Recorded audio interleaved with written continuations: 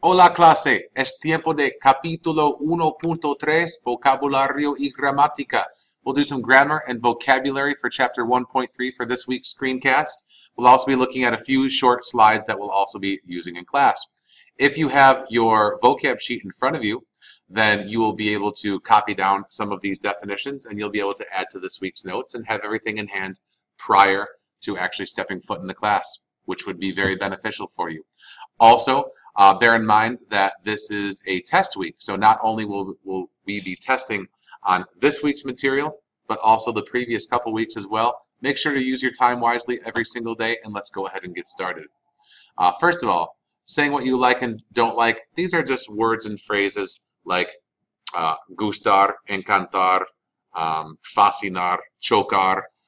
Words like these are basically used to express likes and dislikes, and they're kind of weird words because they don't get conjugated like other words. They end up having object pronouns in front of them, like me, te, le. And the endings will always end in usually just an A or an AN. So there's lots, this is kind of a weird set of, or a weird group of verb conjugations, I've always thought. Anyways, let's go ahead and look at some of the different phrases that you might see. There's obviously more than that, but we'll also talk about the individual definitions of your vocabulary words, and then we'll get into some examples and some slides too. Let's go ahead and begin. Me gusta is I like. Te gusta is you like. Que te gusta asks what do you like. Te gusta, do you like? And me fascina, which means I love it or it fascinates me.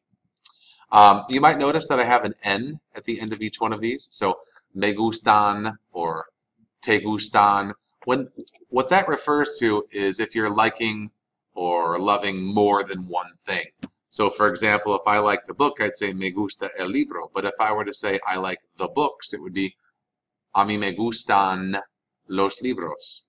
Or I don't like books. No me gustan los libros. So the presence of an N indicates the number of things being liked are plural. There's actually a little bit more to it than that in terms of a general translation versus a literal translation, but we're going to save that for a bit later. Continuing on. Chocar, a very strong word.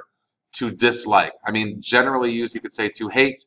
Try to stay away from that kind of vocabulary, but chocar means to strongly dislike.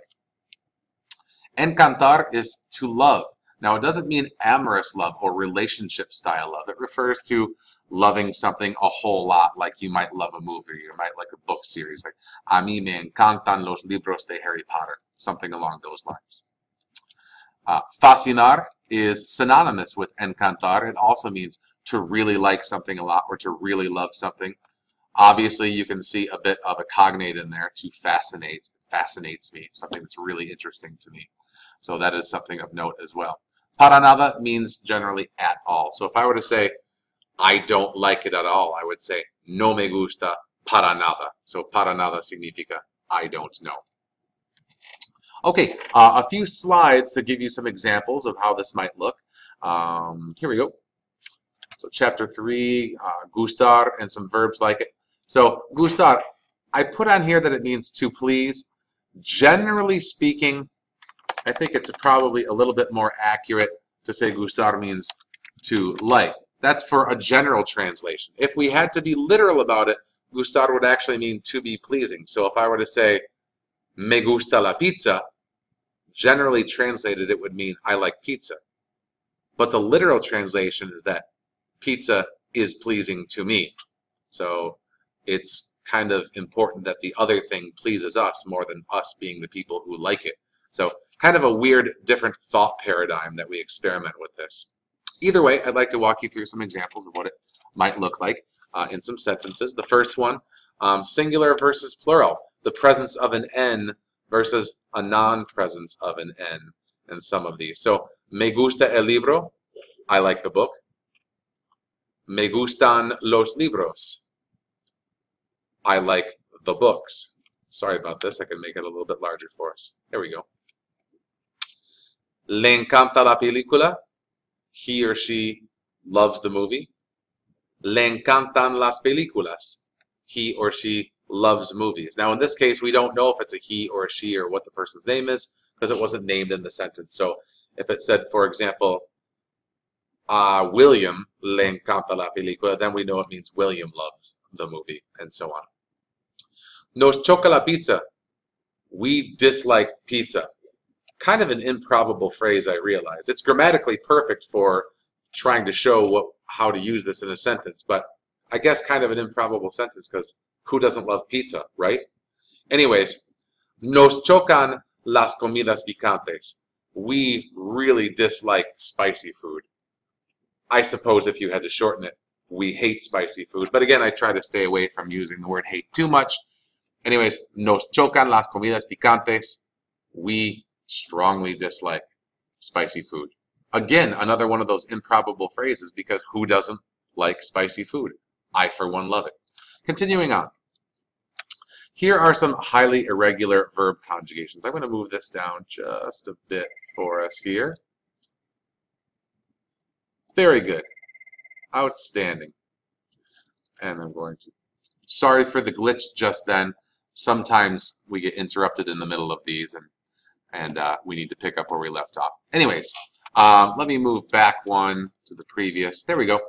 So some highly irregular verb conjugations. This is just an example of the types of conjugations you would see for gustar, encantar, fascinar, and chocar. And for any one of these, they can end in an N. I just put it on the top one as an example for each one. So, me gusta, te gusta, le gusta, nos gusta, os gusta, les gusta. I like, you like, he or she likes, we like, you all informal like, they like, or you all formal like. I know that that's an awful lot in a short period of time.